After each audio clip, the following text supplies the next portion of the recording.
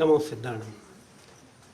ನಿನ್ನೆಯ ದಿನ ಉತ್ತರ ಭಾರತದ ಶ್ರಾವಕಿಯೊಬ್ಬರು ಕೇಳಿದಂತಹ ಒಂದು ಪ್ರಶ್ನೆ, ನಮ್ಮ ಪರಂಪರೆಯಲ್ಲಿ ಸ್ತ್ರೀಯರನ್ನು ಕುರಿತ ಅನಾದರದ ಮುಖ್ಯವಾದ ಕಾರಣ ಏನು? ಸ್ತ್ರೀ ಶೋಷಣೆ ಅನ್ನುವಂಥದ್ದು ಜಾಗತಿಕ ಮಟ್ಟದಲ್ಲಿಯೂ ಸದಾಕಾಲ ಸಂಭವಿಸ್ತಾ ಇರ್ತದಲ್ಲ, ಇದರ ಕಾರಣ ಏನು ಮತ್ತು ಇದಕ್ಕೆ ಏನು ಪರಿಹಾರ ಎನ್ನುವಂತಹ ಪ್ರಶ್ನೆಯನ್ನು ಕೇಳಿದರು. ನಿನ್ನೆ ಪೂಜ್ಯ 105 ಕ್ಷುಲ್ಲಕ ಧ್ಯಾನಸಾಗರ ಮಹಾರಾಜರು ಶಾಸ್ತ್ರಾಧಾರಗಳ ಹಿನ್ನೆಲೆಯಲ್ಲಿ ತಾತ್ವಿಕವಾದಂತಹ ಒಂದು ಸಂಗತಿಗಳನ್ನು ಸ್ತ್ರೀ ಜನ್ಮವನ್ನು ಕುರಿತಾಗಿ ವಿವರಣೆಯನ್ನು ನೀಡ್ತಾ ಇದ್ದರು. ಯಾವ ಕಾರಣದಿಂದಾಗಿ ಸ್ತ್ರೀ ಜನ್ಮ ಆಗ್ತದೆ, ಸ್ತ್ರೀತ್ವದ ಮುಖ್ಯವಾದ ಲಕ್ಷಣ ಏನು, ಬಹಳ ಮುಖ್ಯವಾದಂಥ ಮತ್ತೊಂದು ಮಾತ್ರ ಹೇಳ್ತಾ ಇದ್ರು. ಸ್ತ್ರೀ ಶರೀರ ಬೇರೆ, ಸ್ತ್ರೀ ಭಾವನೆಗಳು ಬೇರೆ. ಭಾವನೆಗಳು ಮುಖ್ಯ ಆಗ್ತದೆ, ಆನಂತರ ದೈಹಿಕವಾದ ವಿವರಗಳು ಬರ್ತದೆ. ಧಾರ್ಮಿಕವಾದ ತಾತ್ವಿಕವಾದ ಹಿನ್ನೆಲೆಯಲ್ಲಿ ಒಬ್ಬ ಸ್ತ್ರೀಯೊಬ್ಬಳ ಮಾನಸಿಕವಾದ ಸ್ಥಿತಿಗತಿಗಳು ಹೇಗಿರ್ತದೆ, ಆಕೆಯ ಗುಣ ನಡತೆಗಳು ಹೇಗಿರ್ತದೆ ಎನ್ನುವಂಥ ವಿವರಗಳನ್ನು ಅವರು ನೀಡ್ತಾ ಇದ್ದರು. ಆ ವಿವರಣೆಗಳ ಹಿನ್ನೆಲೆಯಲ್ಲಿ ಸ್ತ್ರೀ ಪರವಾದಂತಹ ಚಿಂತನೆಗಳು ಅದು ಹೇಗೆ ಹರಳುಗಟ್ತಾ ಹೋಗುತ್ತೆ ಅನ್ನೋದನ್ನು ನಿನ್ನೆ ಧ್ಯಾನಸಾಗರರು ಹೇಳ್ತಾ ಇದ್ರು. ಇವತ್ತು ಅದೇ ಚಿಂತನೆ ಮುಂದುವರಿಕೆಯನ್ನು ಪಡಿತಾ ಇದೆ. ಈಗ ನಾವು ಪುನಃ ಧ್ಯಾನಸಾಗರ ಮಹಾರಾಜರ ಸಮೀಪದಲ್ಲಿ ಕುಳಿತುಕೊಂಡು ಸ್ತ್ರೀ ಭಾವನೆಗಳು, ಸ್ತ್ರೀಯರ ಮನೋಭಾವ, ಸ್ತ್ರೀಯರ ಆಲೋಚನಾ ಕ್ರಮ, ಸ್ತ್ರೀಯರ ಚಿಂತನಾ ಕ್ರಮ ಮತ್ತು ಇವೆಲ್ಲವೂ ಹೇಗೆ ಸ್ತ್ರೀಯ ಒಂದು ವ್ಯಕ್ತಿತ್ವವನ್ನು ನಿರ್ಮಾಣ ಮಾಡುವುದರಲ್ಲಿ ಪ್ರಧಾನವಾದಂತಹ ಪಾತ್ರವನ್ನು ವಹಿಸುತ್ತೆ ಎನ್ನುವಂಥ ವಿಚಾರವನ್ನು ಕುರಿತಂತೆ ಧ್ಯಾನಸಾಗರ ಮಹಾರಾಜರ ವಿಚಾರಗಳನ್ನು ನಾವೀಗ ಪುನಃ ಗ್ರಹಿಸಿಕೊಳ್ಳುವ ಪ್ರಯತ್ನವನ್ನು ಮಾಡೋಣ. ತಮಗೆಲ್ಲರಿಗೂ ಕೂಡ ಈ ವಿಚಾರಗೋಷ್ಠಿಗೆ ಸ್ವಾಗತವನ್ನು ನೀಡ್ತಾ ಇದ್ದೇನೆ.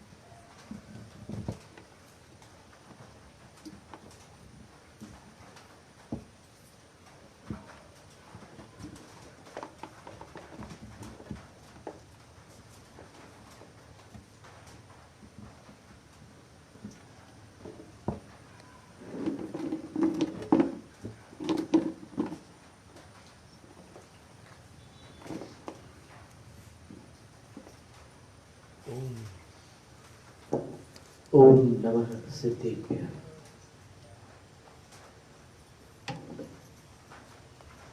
उत्तर भारत से एक माँ ने प्रश्न पूछा था कि नारी जीवन इतना क्लेशपूर्ण क्यों है।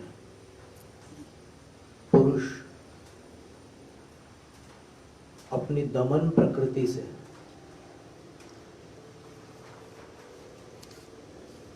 नारी को क्लेशित करता है और नारी के अपने कर्म भी ऐसे हैं, अपनी जीवन यात्रा भी ऐसी है कि मनुस्मृति जो एक लोक प्रसिद्ध स्मृति ग्रंथ है, उसमें एक श्लोक आता है, पिता रक्षति कौमारे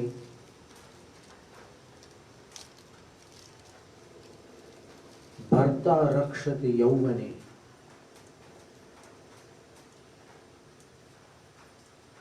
पुत्रो रक्षति वार्धक्ये न स्त्री स्वातंत्र्य मर्हति। वो स्वतंत्र रह ही नहीं सकती, ऐसी पर्याय है। बचपन में जब वो कुमारी होती है तब पिता उसका पालन करते हैं, यौवन में पति के संरक्षण में रहती है और वार्धक्य अर्थात वृद्धावस्था में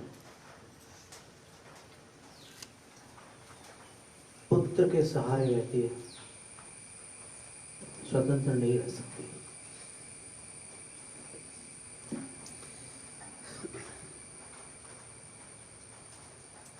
फिर अन्य भी अनेक अनेक प्रकार की परिस्थितियां आती हैं जहां वो समकक्ष नहीं हो पाते पुरुष के।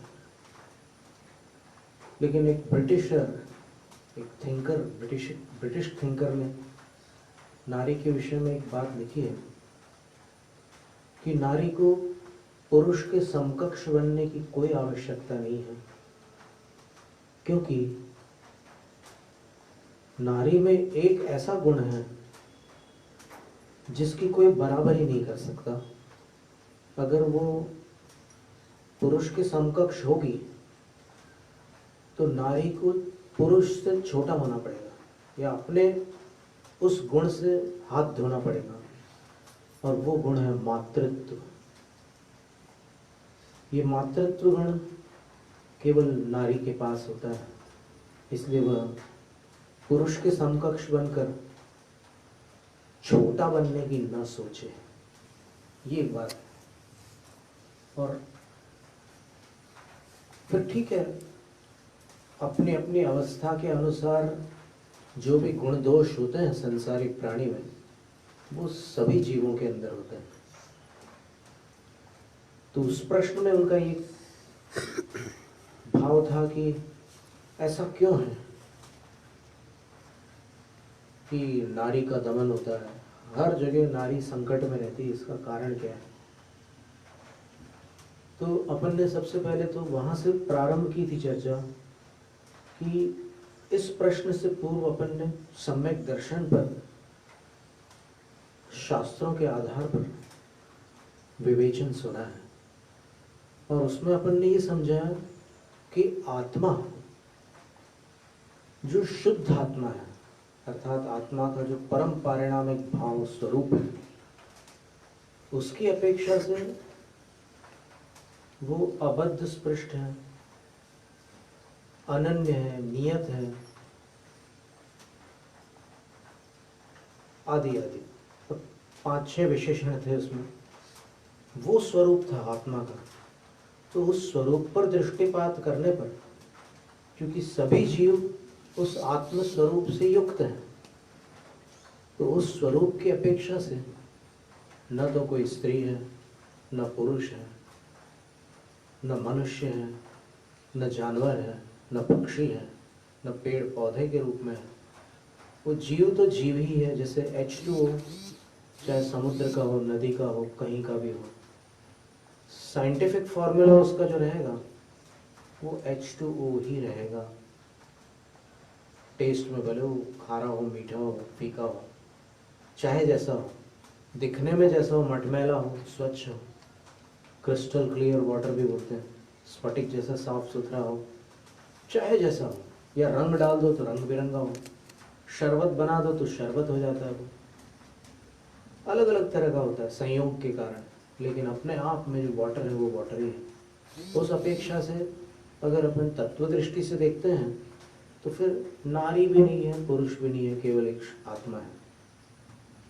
लेकिन कर्म संयोग से जो अवस्थाएं प्राप्त होती है उसी जीव को, उसी ब्रह्म को, उसी आत्मा को, उसमें अपन इन दशाओं को नकार नहीं सकते। ये दशाएं हैं इस जगत में। 84 लाख योनियां हैं, 197 कुल कोटियां हैं। ये जगत बहुत विस्तृत है और इसमें नाना प्रकार के जीव जंतु हैं। तो जो मानव जीवन मिला है, उस मानव जीवन में भी जो नारी का भाव मिला है, वो किस कारण से मिलता है, उस पर अपन ने चर्चा की थी कि स्त्री की पर्याय जो होती हैं वो प्राय करके भाव और द्रव्य से समान होती है। भाव तो जो एक मोहनीय कर्म से संबंध रखने वाला भाव होता है, स्त्री जैसे भाव होते हैं अंदर, ये महसूस होता है कि मैं स्त्री हूँ, मैं स्त्री हूँ, मैं स्त्री हूँ, कभी वो छूटता नहीं, जीवन भर चलता है। तो उसके विषय में ये लिखा था पंच संग्रह में, संस्कृत पंच संग्रह में लिखा था कि कषायों के समान ये भाव बदलता नहीं है, जन्म से मरण तक एक ही बना रहता है। आज वैज्ञानिक युग में शरीर को तो बदल दिया जाता है, एक बालक को बालिका बना दिया जाता है और बालिका को बालक बना दिया जाता है, एक युवक को युवती बना दिया जाता है, युवती को युवक बना दिया जाता है। ऐसे कई केसेस हैं। इवन एक बार हमारा सन 1988 में हमारा जहाँ चतुर्मास हुआ था, वहाँ पर दो सहेलियाँ थी। वो जब बड़ी होने लगी तो उनको चिंता हुई कि शादी के बाद हम लोग बिछड़ जाएंगे और हम बिछड़ना नहीं चाहते। तो उनमें से एक ने उस एक्सचेंज सर्जरी करा ली और दोनों ने शादी कर ली।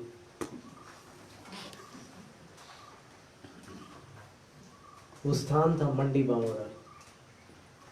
उसका आधा हिस्सा विदिशा डिस्ट्रिक्ट में आता है और आधा हिस्सा सागर डिस्ट्रिक्ट में आता है। ऐसे बॉर्डर पर वो गांव था।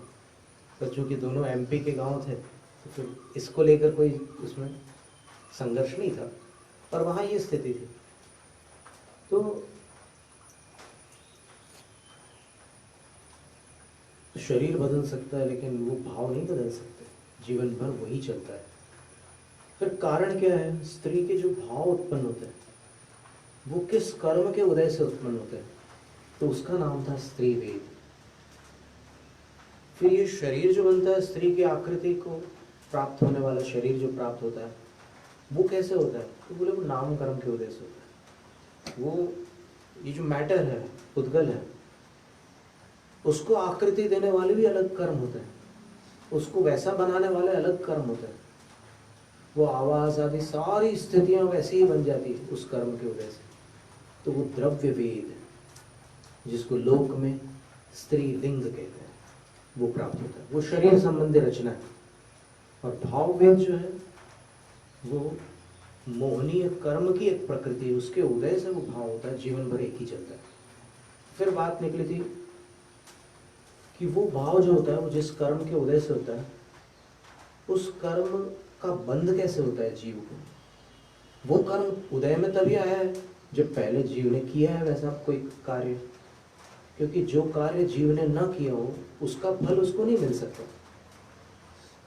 तो वो ऐसे कौन से भाव थे या ऐसी कौन सी चेष्टाएं थी जिसको करके उसने स्त्री वेद का बंध किया? तो उसका उत्तर दिया था सर्वार्थ सिद्धि ग्रंथ के आधार पर कि ऐसे मोटे तौर पर 4 नाम लिए थे उन्होंने, फिर आदि शब्द दिए थे। तो आदि में और भी कई ऐसे भाव हो सकते हैं। एक तो ये था कि अली का विधायक है, झूठ बोलना। झूठ बोलने से भी स्त्री वेद का आश्रय होता है, ये एक जानकारी की बात थी। दूसरी बात थी अधिक छानबीन करना, खोजबीन करना। पड़ोस में कोई मारुति गाड़ी आई तो फिर इसके पास रिकॉर्ड है, शाम को वो पूरा बता सकते हैं अपने पति को कि आज क्या क्या हुआ आजू बाजू। ये एक अधिक छानबीन करने की प्रवृत्ति होती है, उससे भी स्त्री वेद का आश्रय होता है। फिर तीसरी बात थी दूसरों की कमियां पकड़ना, दूसरों की कमजोरियां निकालना। ये भी बहुत लोगों को इसकी आदत होती है, तो उनको भी स्त्री वेद का आश्रय होता है। वो चाहे पुरुष हो या स्त्री हो, कोई भी हो, ये उस कर्म के संचय की चर्चा हो रही है। संचय कौन करता है, कौन उसका आश्रय करता है, कौन उसका बंद करता है, तो उसकी बात है। और चौथी बात थी अधिक राग द्वेष करना। तो सामान्यतः राग द्वेष तो सब जीवों में रहता है, लेकिन यहाँ पर अधिक राग द्वेष करना, तो अधिक राग द्वेष से भी स्त्री वेद का आश्रय होता है। और अब सिद्धांत की दृष्टि से विचार करें तो गुम्मटसार कर्म कांड में जो बंध विच्छित्ति की तालिका दी हुई है, संदृष्टि बनाई है, एक one table has been created by Acharya Nevichan Siddhant Chakravarti.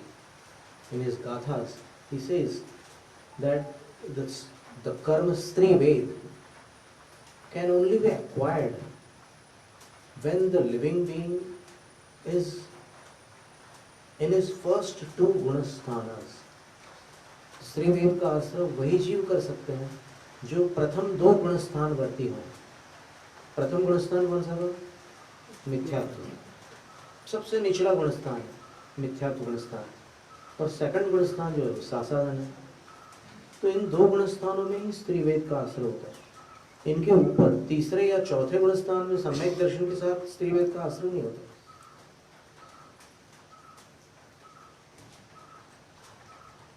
तो ये एक खास बात है कि स्त्रीवेद का आश्रय करके जो स्त्री पर्याय को प्राप्त हुए हैं वो नियम से पूर्व भाव में सम्यक दृष्टि नहीं थे। सम्यक दृष्टि जीव को स्त्री पर्याय प्राप्त नहीं होती। वो चाहे तीर्थंकर की माता हो, चाहे इंद्र की इंद्राणी शची क्यों न हो, उस पर्याय को प्राप्त करने से पूर्व वो सम्यक दृष्टि जीव नहीं थे। ये बात निश्चित हुई। अब इसमें क्या है कि पर्याय के मोहवश या अपनी अवस्था के अनुरागवश कोई इसको पक्षपात न समझ ले। ये दिव्य दृष्टि के धारी ऋषियों की वाणी है। उनको न स्त्री से कोई राग था, न द्वेष था, न पुरुष के प्रति कोई पक्षपात था। वो निष्पक्ष भाव से जो कर्मों की स्थितियां हैं, जो कर्म के उदय से होने वाली विचित्र अवस्थाएं हैं, वो दिख रही थी। तो उनको वो सब दिखता था तो वो बताते थे कि ऐसा होता है। और अगर उनके संपूर्ण कर्म सिद्धांत को कोई समझ ले तो उनको विश्वास हो जाएगा कि ये पूरा गणित है, इसमें न तो कोई पॉलिटिक्स है, न इसमें कोई आर्ट्स है, न और कोई चीज़ है, ये प्योर मैथमेटिक्स है। कर्मों का गणित अगर कोई समझ ले तो फिर उसकी सारी भ्रांतियां नष्ट हो जाएगी।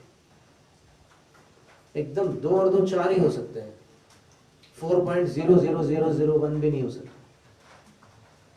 वो 4.000 ही रहेगा। 2 + 2 = 4.00 ये रहेगा। तो ऐसा गणित है ये कर्मों का। तो और अपने पर्याय से मोह क्यों रखना? अपनी अवस्था के प्रति इतनी प्रीति क्यों? चाहे पुरुष हो या स्त्री हो, कौन बड़ा कौन छोटा, दोनों संसार में भटक रहे हैं। और क्या ठिकाना कल किसको कौन सा जन्म मिलता है। ये संसार ऐसा है कि यहाँ पर कर्म डायरेक्टर है और जीव एक्टर है। और ये गतियाँ जो है ये स्किट्स हैं, ड्रामाज हैं। कभी वो जैसे यहाँ फिल्मों में जो डायरेक्टर्स होते हैं वो कभी किसी को एक्टर को गरीब बना देते हैं, कभी उसको सम्राट बना देते हैं, कभी उसको अरबपति करोड़पति बनाते हैं और कभी उसको भिखारी बना देते हैं। तो उसी प्रकार कर्म रूपी डायरेक्टर जो होता है तो संसारिक प्राणी रूपी एक्टर को अलग अलग रोल देता रहता है। ये जरूरी नहीं है कि आज जिसको स्त्री का रोल दिया है उसने वो आगामी भाव में भी स्त्री ही हो और पूर्व भाव में भी स्त्री ही रही हो। सब चेंज होता रहता है। इसलिए इन अवस्थाओं के प्रति अनुराग रखना वो विवेक नहीं है, केवल अपन समझना चाह रहे हैं कि ऐसा सब क्यों हो रहा है। क्योंकि प्रश्न यही था कि ये भेदभाव, ये दमन प्रवृत्ति, ये क्लेश और ये संकट, ये सारी स्थितियां उस एक विशिष्ट पर्याय में क्यों होती है। फिर एक बात अपन ने कल और पढ़ी थी प्रवचन सार में, जो गाथा थी आचार्य जयसेन स्वामी द्वारा टीकायित गाथा, उसमें ये लिखा था कि अगर वो शरीर प्राप्त हो जाता है किसी को, स्त्री का, किसी जीव को अगर स्त्रीलिंग प्राप्त हो गया, जिसको लोक स्त्रीलिंग कहता है, तो फिर उसके अंदर ये 5 बातें पाई जाती हैं। पहली बात थी मिसअंडरस्टैंडिंग, गलत फहमी बहुत जल्दी होती है। इसका सर्वेक्षण करने की भी हमने सबको चुनौती दी थी कि जिसको इस गाथा पर थोड़ा भी संदेह हो वो जांच करके देख ले कि ऐसा है कि नहीं है। तुरंत फैसला ना करे, वो जांच करके देख ले मिसअंडरस्टैंडिंग होती है कि नहीं। पुरुषों की तुलना में अधिक मिसअंडरस्टैंडिंग किसको होती है, गलत फहमी किसको होती है। ये बात लिखी हुई है गाथा में, ये अनादिकाल से चला आ रहा है। अपन ऐसा थोड़ी है कि महावीर स्वामी ने आकर के यहाँ पर ऐसा अन्याय किया हो। महावीर स्वामी ने कोई नई बात नहीं बताई, वो पूर्व काल के सर्वज्ञ पहले बतला चुके थे, आदिनाथ भगवान बता चुके थे। उनके पहले जो 24 हुई वो भी वही बता चुके थे। बस उस समय के जो जीव होते हैं उनकी मनस्थिति परिस्थिति जान करके भगवान उनके योग्य उपदेश देते हैं और उनकी दिव्य ध्वनि में सुनने वालों को अपने योग्य उपदेश सुनने मिलता है। तो ये व्यवस्था कोई ऐसी पक्षपाती व्यवस्था नहीं, निष्पक्ष व्यवस्था है। और कुछ काल के लिए अनुभव करने के बाद जैसे जैसे उनकी एक एक बात सत्य घटित होती है वैसे वैसे मनुष्य की भ्रांति दूर होती चली जाती है। उन्होंने जो उस समय कह दिया था, जब वो बात आज सच दिखाई देती है, प्रत्यक्ष होती है, तब अपना विश्वास दृढ़ होता है कि उनके वचन कभी भी अन्यथा नहीं हो सकते, क्योंकि असत्य बोलने का कोई कारण नहीं है उनके पास। तो 5 बातें बतलाई थी उसमें। पहली बात थी गलतफहमी, दूसरी बात थी ईर्ष्या। जो चीज अपने पास नहीं है वो किसी के पास आ जाए तो फिर वो सहन नहीं हो पाता। अब आप देखो, घर पर भी देख सकते हैं आप, जो बेटे होते हैं, बेटियां होती है, छोटी उम्र के होते हैं, तो ईर्ष्या तो दोनों में होती है। लेकिन कभी ऐसा होता है कि जैसे मान लो बेटी को कोई चीज ला करके दी माँ ने या पिता ने, तो कई बार बेटा कभी परवाह नहीं करता, ठीक है उसको मिल गई, मेरे को अपने काम से मतलब है।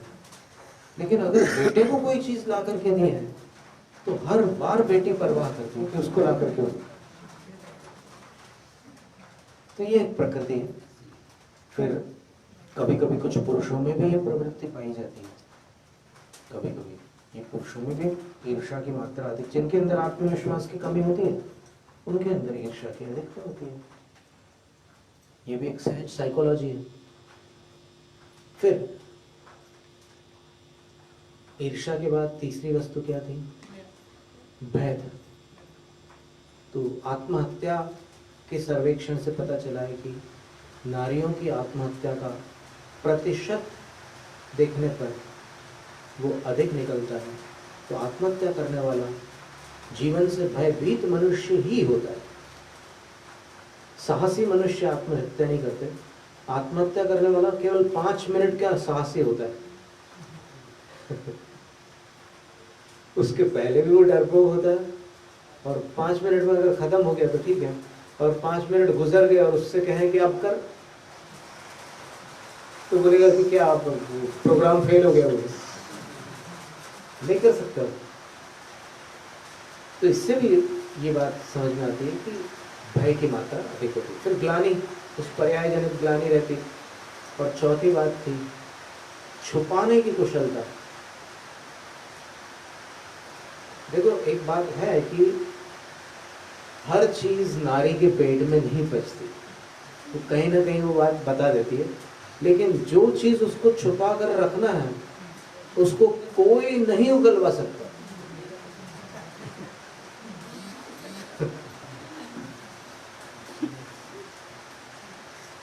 कुंती माता ने किसी को नहीं बताया कि कर्ण मेरा पुत्र है, और लास्ट में जब बताया तब लोक प्रसिद्ध जो महाभारत है उसमें युधिष्ठिर बहुत नाराज हो जाता है माँ से, और माँ को शाप देता है कि आज के बाद नारी कोई भेद नहीं छुपा सकेगी। तो कहते हैं कि उसी शाप के बाद से ये सब बातें में सब चीजें निकल आती है। पहले तो सब कुछ छुपा लेती थी, युधिष्ठिर के शाप के बाद कुछ कुछ छुपाने लगी, बाकी सब निकल जाता है। तो शास्त्रों में जो मर्यादा बताई है नारी की, उसमें नारी के लिए कुछ निषेध स्थान बताए हैं, कुछ बातें नारियों के लिए वर्जित है। अब आज के युग में लोग क्वेश्चन करते हैं तुरंत कि ऐसा क्यों, पर देखिए जो बातें हैं वो कितने महत्व की है उसके ऊपर आप गहराई से विचार करोगे तो अगर आपके अंदर परिपक्वता होगी, आप अगर मैच्योर होंगे, तो फिर ये सारी बातें आपको समझ में आ जाएगी और आपको लगेगा कि जिनने भी ये बात की है उनका विवेक कितना उच्च कोटि का है। तो इसमें पहली बात मूलाचार ग्रंथ में मुनिराजों के आहार संबंधी 46 दोष बतलाए। इष्णा समिति के अंतर्गत 46 दोष बताए। उसमें नारी के लिए एक निषेध स्थान बताया।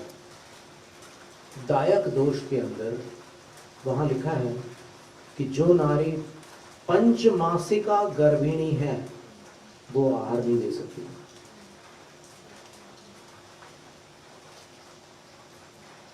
अब इसमें कोई इमैच्योर व्यक्ति होगा, कोई अपरिपक्व व्यक्ति होगा जिसके अंदर विवेक की कमी है, तो वो कहेगा कि क्यों नहीं दे सकती। तो ये बात बहस करने की नहीं है, इसको स्वयं अपने विवेक से समझा जा सकता है कि गर्भस्थ संतान को आहार दान के समय असुविधा हो सकती है, उसको हानि भी हो सकती है। तो ये पहली बात। फिर दूसरी बात कही है कि गुरु से कोई भी नारी एकांत में और अंधकार में नहीं मिल सकती।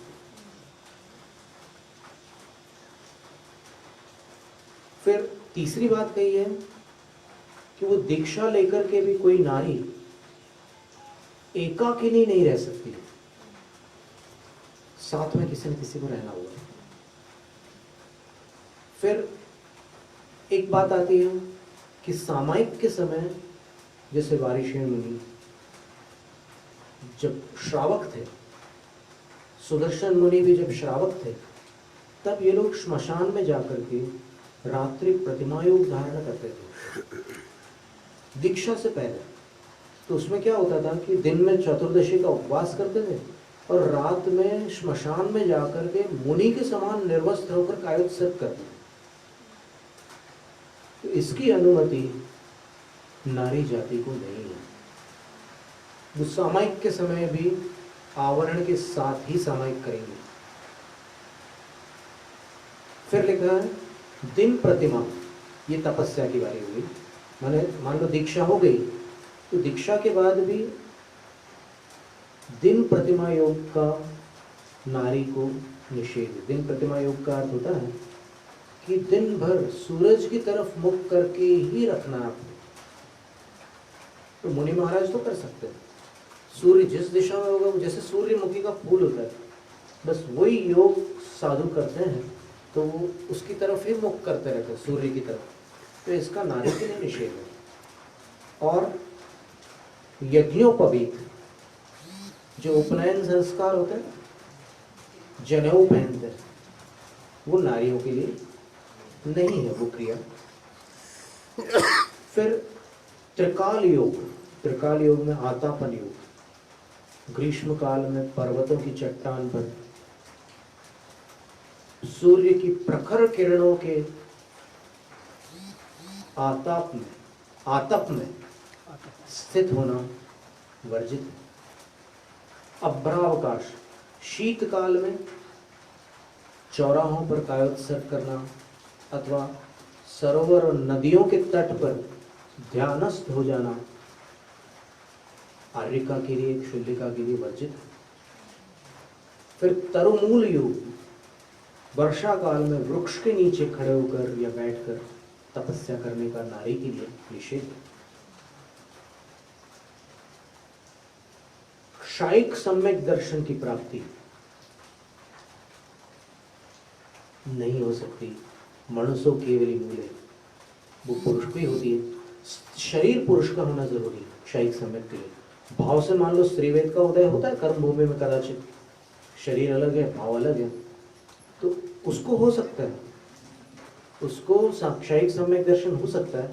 लेकिन अगर शरीर स्त्री का है तो शायिक सम्यक दर्शन की प्राप्ति नहीं होती। फिर द्वादशांग में जो अंतिम अंग है दृष्टिवाद, उसका ज्ञान भी स्त्री पर्याय में नहीं होता है। 11 अंग की पाठिनी होती है आर्यिकाएं। अधिकतम ज्ञान जो होता है स्त्री पर्याय में वो 11 अंगों का होता है। और जैसे सुलोचना आर्यिका थी, वो 11 अंग की पाठिनी थी। और जितनी भी गणनी आर्यिकाएं होती है, मतलब आर्यिकाओं में सर्वोच्च गुणों को धारण करने वाली जो आर्यिका होती है, उनको समवसरण में गणिनी पद होता है, तो वो सब 11 अंगों की पाठिनी होती है। लेकिन 11वां अंग के ऊपर जो 12वां अंग है वो स्त्री पर्याय में नहीं होगा। फिर कहते हैं पुनर्विवाह, पुनर्दीक्षा और दीक्षा भंग और दिगंबर दीक्षा, ये चार भी जैन आगम के अनुसार नारी के लिए वर्जित है। पुनर्विवाह, क्योंकि विवाह कन्या का होता है, दिगंबर मत के अनुसार विवाह कन्या का होता है, पत्नी का नहीं होता है। और जो विवाहिता है वो कन्या नहीं होती, वो पत्नी होती है, तो इसलिए पुनर्विवाह का ऑटोमेटिक निषेध हो गया। फिर पुनर्दीक्षा, 2 बार दीक्षा नहीं हो सकती। एक बार दीक्षा ली फिर उस दीक्षा को छोड़ नहीं सकती, वो हो गई सो हो गई दीक्षा। फिर दीक्षा भंग भी स्त्री पर्याय में वर्जित है। किसी कारण से मुनि दीक्षा छूट भी सकती है। आचार्य विद्यानंद महाराज जी जब आचार्य पद को प्राप्त हो रहे थे तब उनसे डॉक्टर नेमिचंद जैन ने एक साक्षात्कार लिया था उनका, मैंने एक इंटरव्यू लिया था।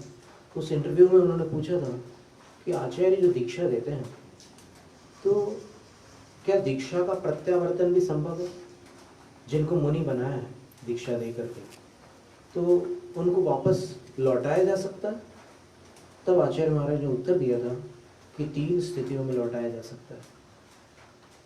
3 स्थितियां ऐसी आती हैं जिसके कारण मुनि दीक्षा छूट सकती है। पहली स्थिति यह है कि उनकी अवस्था ऐसी बन जाए कि मुनित्व का निर्वाह सर्वथा अशक्य हो जाए,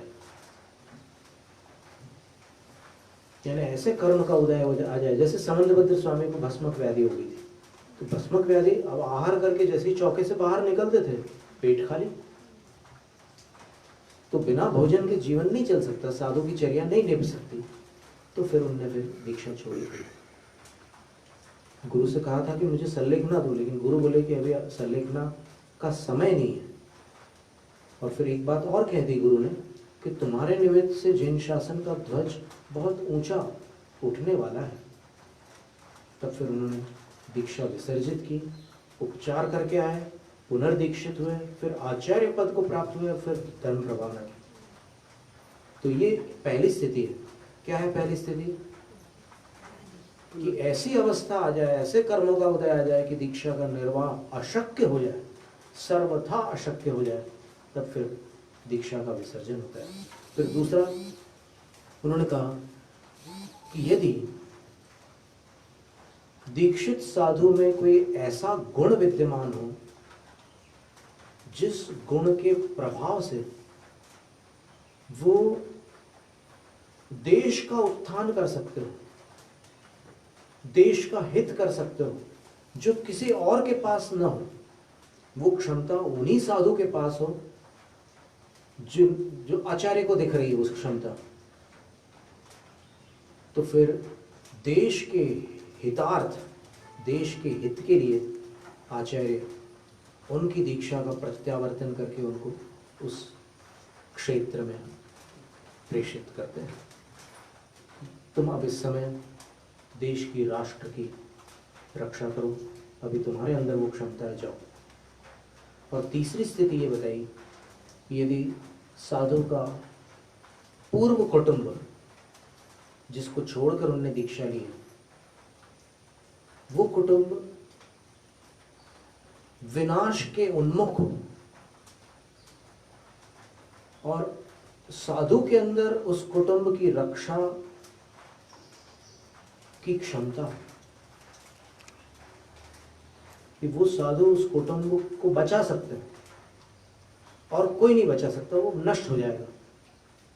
तो फिर उस कुटुंब के हित के लिए साधु को आचार्य लौटा सकते हैं।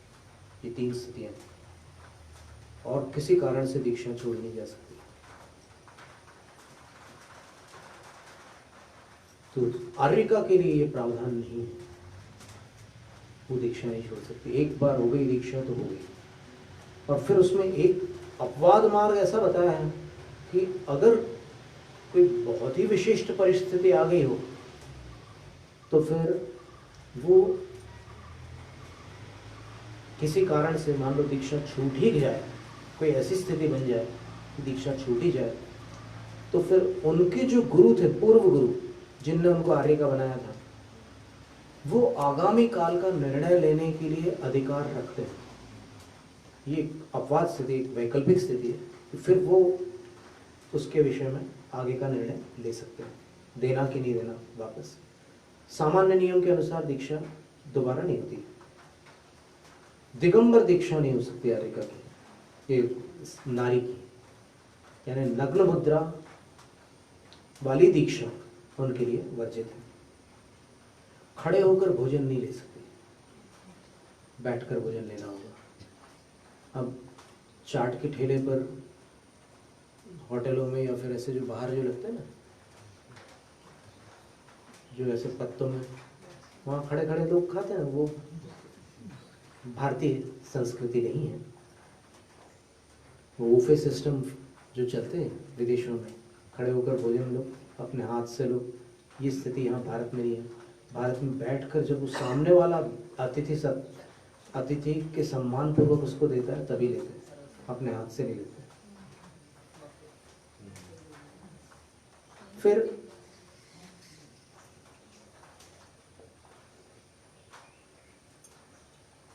संयम लब्धि यानी छठे गुण स्थान को प्राप्त नहीं हो सकती। स्त्री पर्याय में पंचम गुण स्थान तक होता है, उसके ऊपर का गुण स्थान नहीं हो सकता। फिर संग निष्कासन, कोई ऐसी गलती हो जाए दीक्षा के बाद तो उनके लिए संग निष्कासन का प्रायश्चित नहीं हो सकता, यानी संग से निकाल नहीं सकते उनको, संग में ही रख करके जो प्रायश्चित देना वो दे सकते। अगर मुनि है उनको संग से निष्कासित किया जा सकता है, लेकिन बाकी को नहीं। तो इतने ये 19 स्थान हमें मिले थे शास्त्रों में, तो इन स्थानों में कोई ऐसा आपत्तिजनक स्थान नहीं है, ये उस पर्याय के हित में है। ये सारी बातें जो है उनके हित के लिए है। और जो क्लेश प्राप्त होते हैं वो निश्चित रूप से पूर्व जन्म के कर्म के उदय से ही होते हैं। पुरुषों को भी क्लेश होते हैं, स्त्रियों को भी क्लेश होते हैं। स्त्रियों को अधिक इसलिए होते हैं क्योंकि उनकी पर्याय वैसी है और पुरुषों की दृष्टि भी वैसी। यदि गुरुकुल शिक्षा पद्धति आज जीवंत होती और भारत की जो राजनीति पूर्व काल में सिखाई जाती थी, जो आदिनाथ भगवान ने भरत चक्रवर्ती को राजनीति सिखाई थी, वो अगर आज जीवंत रहती तो उसमें न्याय इतना जल्दी होता था। चंद्रगुप्त सम्राट जो न्याय करते थे वो एक निश्चित अवधि के अंदर न्याय कर देते थे। आज तो मनुष्य की मृत्यु हो जाती है, उसके बाद फिर कोर्ट का फैसला आता है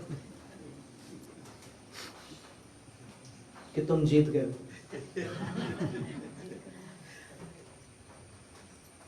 तो ये न्याय प्रणाली और शिक्षा प्रणाली अगर भारतीय संस्कृति के अनुरूप चलती रहती तो फिर जो दुर्दशा मुगलों के आने के बाद नारियों की हुई है, ये सिर ढांकना कब प्रारंभ किया नारियों ने पता है?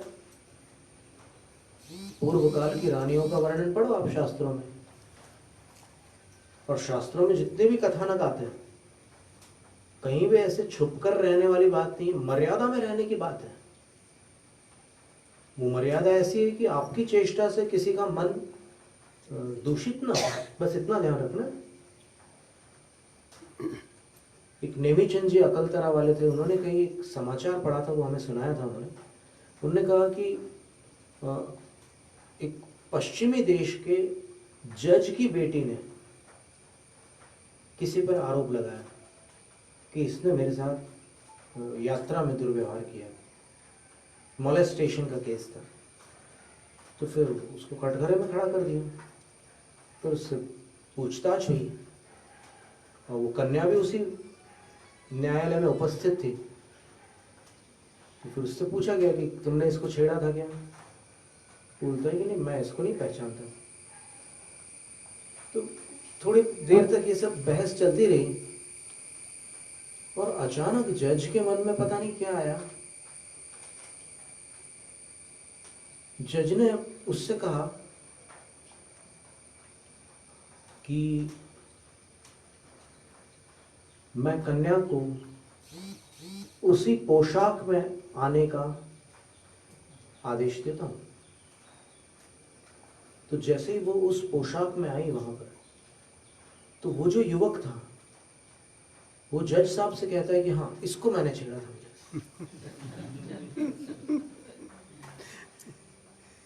और जज से कहा कि आप न्याय करना कि ऐसी वेशभूषा को देखकर एक नवयुवक के अंदर कैसी स्थिति बन सकती है, आप फैसला करना। तो ये भी एक बहुत महत्व की बात है। देखो, सुंदर दिखना अलग बात है और अपने आप को सुंदर दिखाना अलग बात है।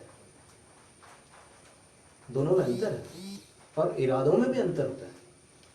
तो फिर ये सारी बातें भी है, अपनी मर्यादा की बातें हैं। ये पहले दादी लोग सिखाती थी, माताएं सिखाती थी। आज तो उनको भेजते हैं कि जाओ युग के साथ कदम मिलाकर चलो। तो संस्कार मार्ग और एक सुख मार्ग, नारी का जीवन अगर संस्कार मार्ग पर है तो सबका हित होता है, और अगर सुख मार्गी है तो फिर सबका अहित होता है। इतना ध्यान में रखना है। और जो क्लेश है नारी जीवन के, उन क्लेश को अपना कर्म फल मानकर, जितना अन्याय हो रहा है उसके लिए न्याय से लड़कर न्याय प्राप्त करना भी उसका कर्तव्य है। हर चीज चुपचाप सहन करने से उसको बढ़ावा मिलता है। जहां आवश्यक है वहां आवाज उठाना भी आवश्यक है। जैसे एक कन्या ने पूरे अमेरिका में मेंढकों का डिसेक्शन बंद करवा दिया। जो स्कूल में मेंढकों को चीरा फाड़ी करते थे ना, तो उसको सहन नहीं हुआ। बाकी सब लोग तो ठीक है, उसमें कोर्स में मान करके सीख रहे थे, लेकिन उस कन्या ने बोला कि नहीं, मेरे को ये चीज नहीं होना, मुझे उसकी तकलीफ नहीं सहन होती। और उसने अपने बलबूते पर लास्ट तक जाकर सुप्रीम कोर्ट से डिसाइड करवा दिया कि ऐसा होगा, टोटली बैन लगा दिया। तो ये भी बात है, उसमें क्षमता है नारी की। अगर नारी कुछ ठान ले तो वो उसके लिए असंभव नहीं होता। ठानने के बाद वो कुछ भी कर सकती है। और वर्णी जी की जीवन गाथा में एक घटना आती है कि एक बार सतियों की कथा किसी सभा में, पंचकल्याणक महोत्सव में किसी सभा में सुनाई गई। तो वहाँ बहुत सी नारियाँ थी, सब सुनकर के प्रभावित हुई और संस्कार भी उन्होंने ग्रहण किए कि देखो, सतियों ने कितने कष्ट सहन करके भी अपने मार्ग को नहीं छोड़ा, प्रभावित हुई। और जब वो घर लौट रही थी तो फिर एक नारी के साथ किसी पुलिस वाले ने बदतमीजी की। तो वो अभी अभी कथा सुन करके आई थी, तो उसके अंदर वो, उसके ब्लड में वो फ्लो था, वो जोश था। जैसे कोई ब्रूसली की फिल्म देख करके लौटता है कोई, तो वो कितना भी दुबला पतला हो, वो ऐसे करके चलता है, छाती ऐसे निकाल, वो छाती उसमें मसल्स हो कि ना हो, लेकिन ऐसे चलता है वो। तो फिर उसी तरह वो भी सतियों की कथा सुन करके आई थी। तो फिर उसने उसको आड़े हाथ लिया, बोले कि चलो अभी मैं दरोगा के पास ले चलती हूँ तुम्हें और तुम्हारे होश ठिकाने लाती हूँ। और इतना फटकारा उसको कि उसने पैर पकड़ लिया और बोले, बेटी मैं पैर पकड़ता हूँ, कान पकड़ता हूँ, कभी जीवन में ऐसी हरकत नहीं करूँगा। तो उसको सद्बुद्धि आ गई। तो ये सारी स्थितियाँ भी है। तो सतियों की कथाओं को पढ़कर और आगम में जो सुंदर सुंदर शिक्षाएं दी गई है उनको स्वीकार करके, दोनों तरफ से अति उचित नहीं है। ज्यादा प्रतिबंध भी हानिकारक होता है और ज्यादा स्नेह भी हानिकारक होता है।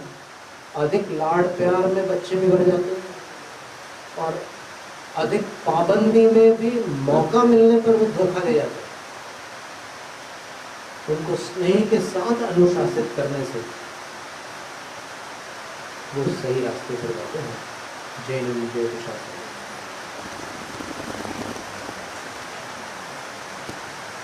ಸ್ತ್ರೀ ಪರ್ಯಾಯದಲ್ಲಿ ಇರುವಂತಹ ವಿಶೇಷತೆಗಳ ಜೊತೆಯಲ್ಲಿ ತಾತ್ವಿಕವಾದಂತಹ ಹಿನ್ನೆಲೆಯಲ್ಲಿ ಸ್ತ್ರೀ ಪರ್ಯಾಯಕ್ಕೆ ರಕ್ಷಣಾ ದೃಷ್ಟಿಯಿಂದ ಮಾಡಿರುವಂತಹ ನಿಯಮಗಳು ಆಕೆಯ ಬದುಕಿಗೆ ಪೂರಕವಾಗುವಂತಹ ಸಂಗತಿಗಳಲ್ಲಿಯೇ ಇರ್ತದೆಯೇ ಹೊರತಾಗಿ ಸ್ತ್ರೀಗೆ ಯಾವುದೇ ವಿಧವಾದಂತಹ ನೋವು, ಅಪಮಾನ, ಕಷ್ಟಗಳನ್ನು ಕೊಡುವ ದೃಷ್ಟಿಯಿಂದ ಇಲ್ಲ. ಎಲ್ಲಿ ಸ್ತ್ರೀ ತನ್ನ ನಿಯಮಗಳಿಗೆ ಅನುಗುಣವಾಗಿ ಬದುಕನ್ನು ಮಾಡ್ತಾ ಇರ್ತಾಳೆಯೋ, ಸ್ತ್ರೀ ಭಾವನೆಗಳಿಗೆ ಮತ್ತು ಸಂಸ್ಕಾರಗಳಿಗೆ ಅನುಗುಣವಾಗಿ ಬದುಕನ್ನು ಮಾಡ್ತಾ ಇರ್ತಾಳೆಯೋ, ಅಲ್ಲಿಯ ತನಕವೂ ಕೂಡ ಸ್ತ್ರೀ ಪರ್ಯಾಯದಲ್ಲಿ ಯಾವುದೇ ಸಮಸ್ಯೆಗಳು ಕೂಡ ಬರೋದಿಲ್ಲ. ಆದರೆ ಎಲ್ಲಿ ಅತಿರೇಕದ ವರ್ತನೆಗಳು ಪುರುಷರಿಂದ ಸ್ತ್ರೀಯ ಮೇಲೆ ಉಂಟಾಗ್ತಾ ಇರ್ತದೆಯೋ ಅಂತಹ ಸಂದರ್ಭದಲ್ಲಿ ಸ್ತ್ರೀಯಾದವಳಿಗೆ ಅದನ್ನು ಪ್ರತಿಭಟಿಸುವ ಹಕ್ಕು ಕೂಡ ಇದೆ, ಪ್ರತಿಭಟಿಸಬೇಕಾಗ್ತದೆ. ಪ್ರತಿಭಟನೆಯ ಮೂಲಕವಾಗಿ ಸ್ತ್ರೀಯಾದವಳು ತನ್ನ ಸ್ತ್ರೀತ್ವದ ಶಕ್ತಿಯನ್ನು ಕೂಡ ತೋರಿಸಬೇಕಾಗ್ತದೆ ಎನ್ನುವಂತಹ ಮಾತುಗಳ ಹಿನ್ನೆಲೆಯಲ್ಲಿ ಸ್ತ್ರೀ ಪರವಾದಂತಹ ಕೆಲವು ವಿಚಾರಗಳನ್ನು ಇವತ್ತು ಪೂಜ್ಯ 105 ಶ್ರೀಲಂಕಾ ಧ್ಯಾನಸಾಗರ ಮಹಾರಾಜರ ಜೊತೆ ಹಂಚಿಕೊಂಡಿದ್ದಾರೆ. ತಮ್ಮೆಲ್ಲರೂ ಪರವಾಗಿ ನಾನು ಅವರಿಗೆ ಇಚ್ಛಾಮಿಗಳನ್ನು ಸಲ್ಲಿಸ್ತಾ ಇದ್ದೇನೆ. ನಮೋ ಸಿದ್ಧಾಣಂ ವರ್ಧತಾಂ ದಿನೇಶಾಸ್ತ್ರ.